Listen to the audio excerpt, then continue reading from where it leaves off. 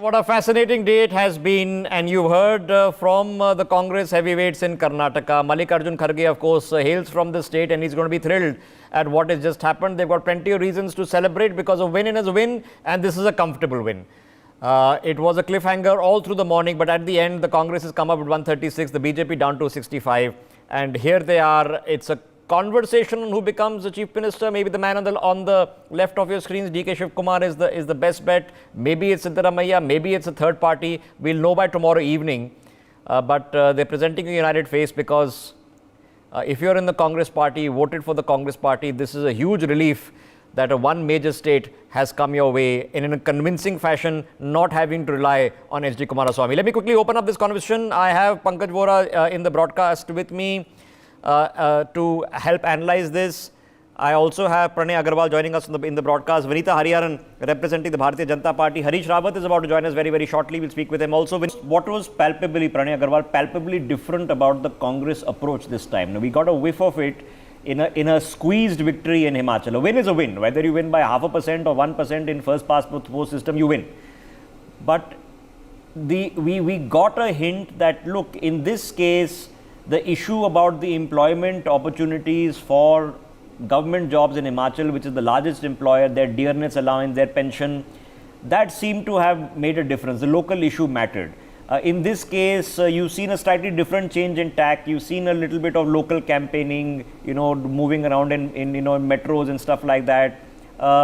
Having actually issues, a lot of the campaigns of the Congress in the past was simply BJP bashing, Modi bashing, and thinking that's good enough to win an election without presenting an alternative. They've tried to present an alternative. You can scoff at the alternative. You can think it was sops, but in the end, they've tried something different. Has that clicked, or is it just circumstantial anti-incumbency which was going to go their way anyway? So Rishabh, firstly, I would say that the Karnataka victory for the Congress is far bigger than the Himachal victory.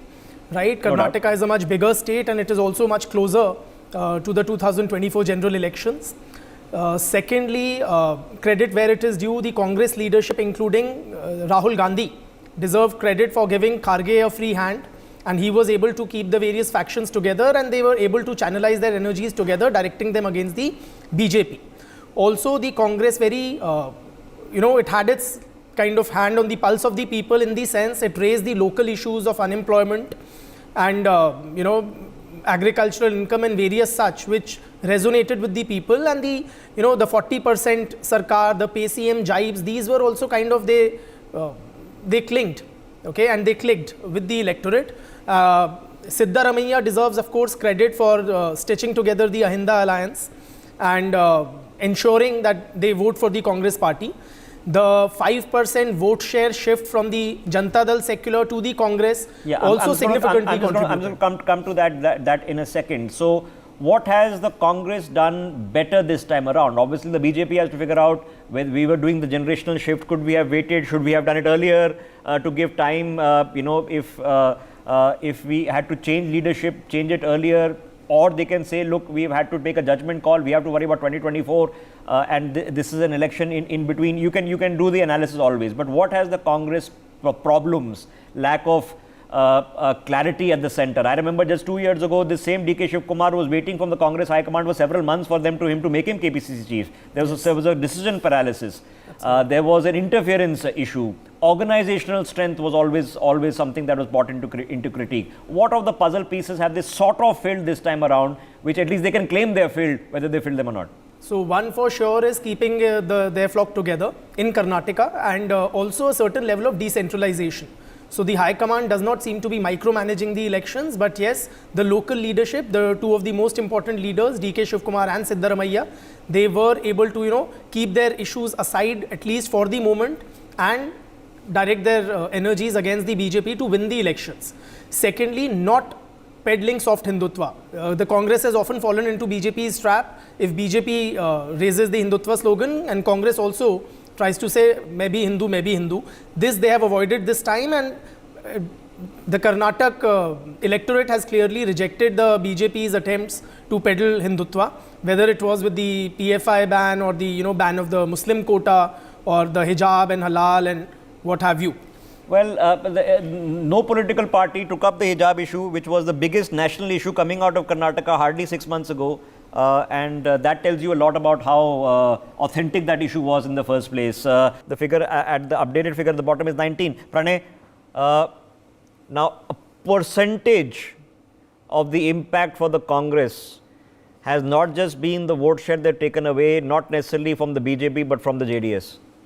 Absolutely. In fact, the breach of the fortress of old Mysore, the JDS fortress, and that has greatly benefited the Congress party. Near about 5% of the vote share of the JDS has been transferred to the Congress, and kind of the so-called secular vote has been consolidated. So, and that has greatly contributed to the Congress's overall victory. So it's not so much that BJP has lost as much as Congress has gained, and a lot of the gain of the Congress is at the expense of the Janata Dal secular. Yes, we were having this conversation on who would benefit, and the BJP certainly not benefited from the demise of the JDS, which is a fascinating conversation. Okay, Pranay, and he's of course of a certain age. Ironically, for people watching this broadcast, he was number 2 in the JDS once upon a time, then realized that this was exactly what we've been discussing, a family party. Joined the Congress and became a full 5-year finishing chief minister, has been discussed. Pranay, is there a point of then, okay, you do for 2.5 years, the Karnataka politicians love this, that you do for 1 year, do for 2.5 years, you'll do for 2.5 years, there's a penchant for this. Is that a scenario that develops, or no, if it's 1, then they stay on for 5? So Rishabh, the way I see it, that scenario is unlikely, that there's going to be a 2.5-year kind of a rotation. What seems more likely, in my assessment, Siddaramaiah is far ahead as a contender compared to DK Shivkumar for the CM's post. Yes, DK Shivkumar has played a very important role shoring up the Vokaliga vote for the Congress party. Also, he's a resourceful person, and that, you require resources to fight elections. So, DK Shivkumar has his importance, but Siddaramaiah is by far more popular. He is the one who stitched the alliance and delivered the vote. And of course, age also plays a role.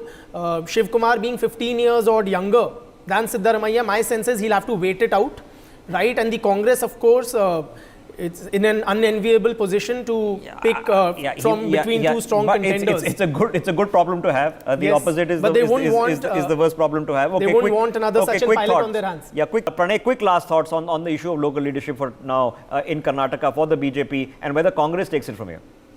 Yes, so Rishabh, clearly the big learning for the BJP from this election is that the Modi magic has its limits, right? So yes, Modi magic works in a lot of situations, but not everywhere. So one does need to, all national parties need to cultivate the local leadership. The Congress did it successfully in Karnataka and reaped the